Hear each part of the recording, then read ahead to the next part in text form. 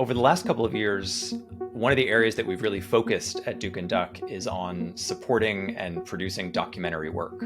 I love the way animation can add to the storytelling in documentary.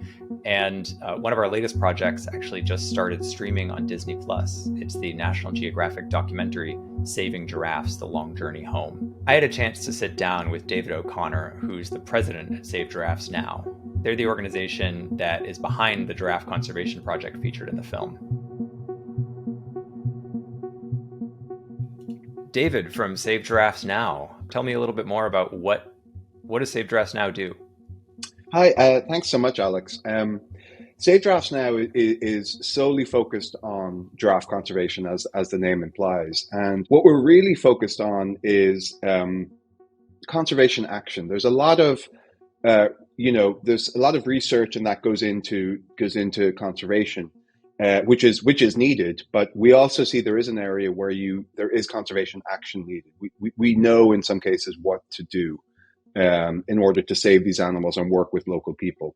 So our three core priority areas are anti-poaching in those areas where there are hotspots of giraffe poaching, illegal giraffe poaching. Then we do what we call rewilding, which is what we did in this movie, reintroducing a species to where they were become extinct. And then we do coexistence, where we work with local people that share their lands and coexist with giraffe and other wildlife, because it's not easy to live with giants. It's kind of, imagine if Washington D.C. had to live with elephants, and not the political kind. So actual elephants, it's tough. So we try to support those people that are willing to share their lands with giants. Yeah, could you talk a little bit more about the scope and size of Save Giraffe Now?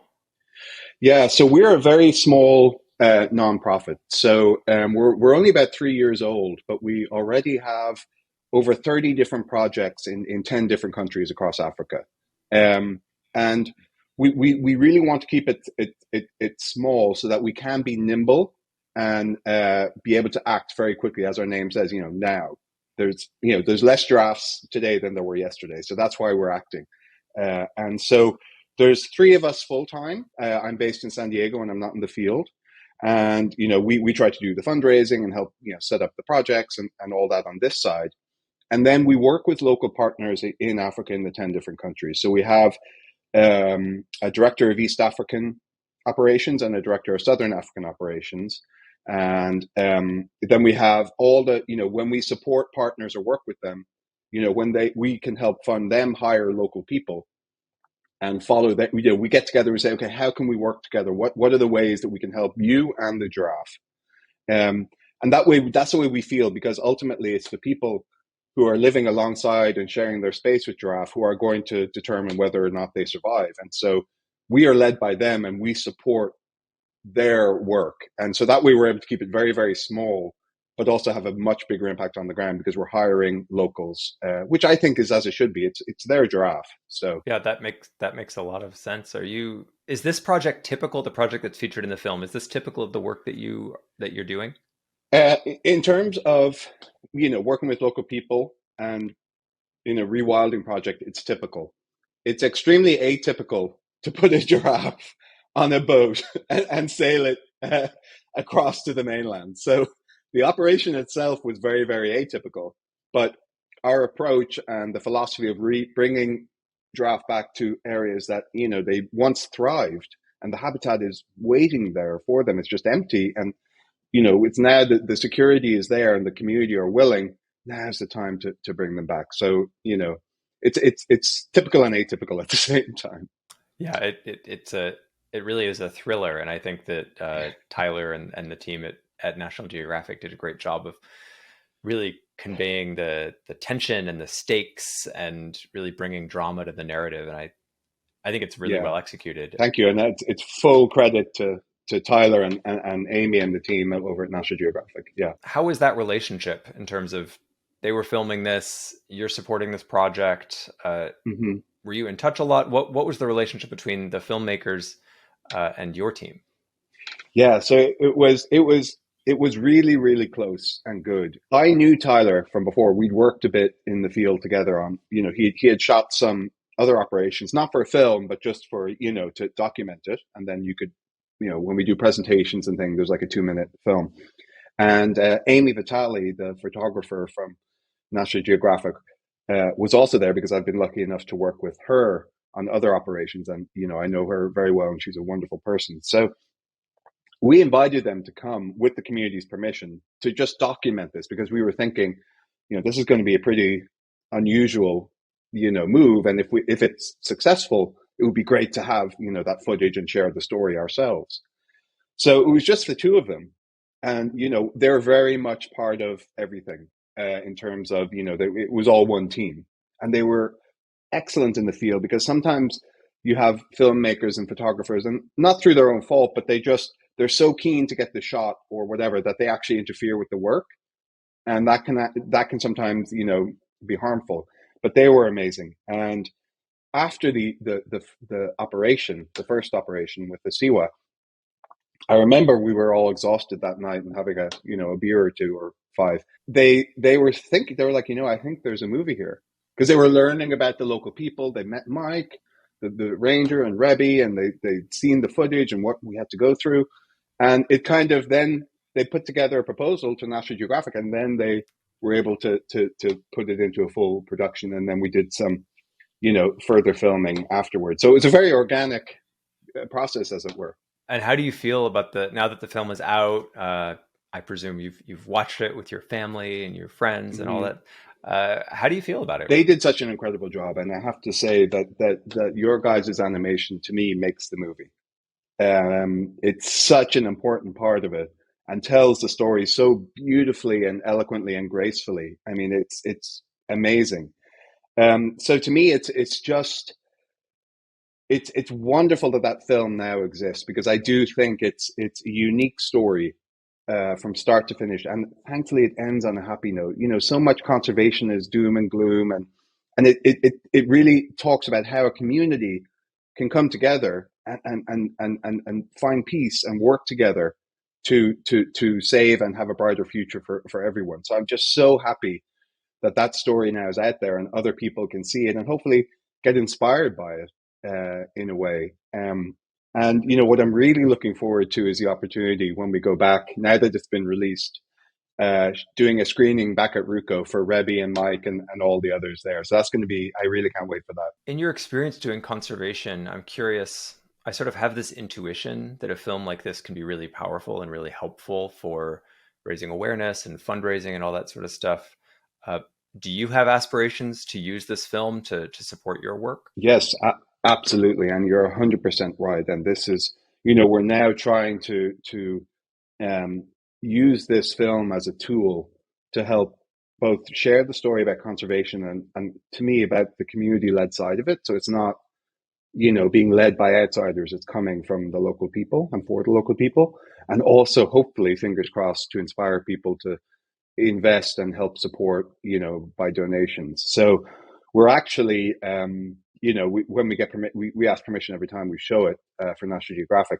But we're doing screenings. We're organizing screenings where people will come, and hopefully, we'll do a talk afterwards, and then they'll hopefully be willing to donate, because they can see the impact and see the work and see what goes into it. In fact, I'm going up to LA this evening. USC are doing a screening. So fingers crossed, that'll be our first one, and we'll see how that goes. And then we have a couple of others. I'd like to circle back a little bit. It was very nice of you to say. I mean, you said that this animation really makes the movie. How is the animation like? What's the role that it's playing? How did it help to tell that story? Oh, I mean, I think the film couldn't exist without it, because it tells the story of Asiwa and the challenges that she faced, and how Mike was so connected with the Siwa, and what she was facing and went through in those years of struggle on the island, that words alone couldn't have conveyed that, because there was no footage of that. And that whole story is the reason why we had to act so quickly. Um, she would have died. When we were there, I think probably the sliver of land that she was left on was maybe 20 feet wide, maybe the length of two football pitches. And it was so low lying. I mean, we've seen it in Florida this week, what happens. And, that whole story, and so beautifully and uniquely animated. It wasn't a documentary style, it was very artful and artistic, and it was just it makes the whole movie for those reasons, for me, why, for those reasons. Do you have advice or perspective to share with other people who are in your kind of situation, leading a conservation group or leading a nonprofit, around taking advantage of video and leveraging video? I mean, maybe it's animation, maybe it's not, but Mm-hmm. do you sort of, if you could use this opportunity to speak to your peers Yeah. uh, about what you've learned from this experience and what they might get out of it, what would you say? Well, that's a great question. And, I think obviously I'm going to be a little biased because I have worked in both fields, in National Geographic and in field conservation. And to me, they're absolutely linked. Um, take my own example. Growing up in Ireland, and I had, rural Ireland, the only window I had where it was National Geographic, the photos and the maps. That's what inspired me to love nature, to be fascinated about the world and the people, and want to go and try to work in that area. So, it to me, it's everything. And I think there's so much incredible work and so many incredible people that are working in conservation and community-based conservation and leading at a local level these stories and helping wildlife, across the world. And, I think these stories just aren't told because there aren't, that filmmaking isn't part of the thinking or the approach. And I always think, you look at sports, all those people are famous and heroes to people, and they can do great things with their podiums. Imagine we did that with conservation. You could have the equivalent of Sports Center every evening talking about, the various work. And I think could really turn conservation and maybe this climate change around from being doom and gloom where everyone feels absolutely helpless. But you can share these stories of people doing incredible work at a local level. And then people are like, this is possible. It's not, the world isn't, as bad as it thinks it is. And I think it will bring everyone together a lot. So, one of the ideas I've had is, one day maybe creating an organization where it's actually conservation and filmmaking linked together. So the conservation and the filmmaking are so the filmmakers, as they go around, as conservation projects are happening, they might identify some of these great stories and then are able to share them out on the various platforms. So yeah, I mean, I'm sorry that was a long answer, but that's that's sort of my No, thoughts on it. I think it's great. Actually, hey, why don't we ask, like, if anyone sees this interview and does want to get involved with SGN, what can they do? Oh, great. Yeah, thank you. So, people, if they do want to help, they can visit savegiraffesnow.org and they can donate online.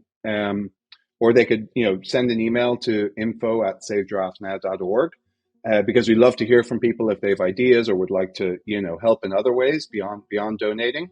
And of course, we're on social media as well, so you can keep updated on our work. Um, because we really, it takes all of us, everything I do, everything you see on the film is because of people that are watching this who have supported us. Otherwise, that would never have happened, and Asiwa wouldn't have made it off the island. So it takes all of us. So we really, really appreciate any support around our work, because it's absolutely vital. You heard him. It does take all of us to be stewards of this planet and all the other people, human and non-human, that are sharing it with us. So please do get involved. SaveGiraffesNow.org and check out their social media as well. David, thank you so much for spending this time together. Oh, thank you so much, Alex, and thank you again for that wonderful, wonderful animation you put together.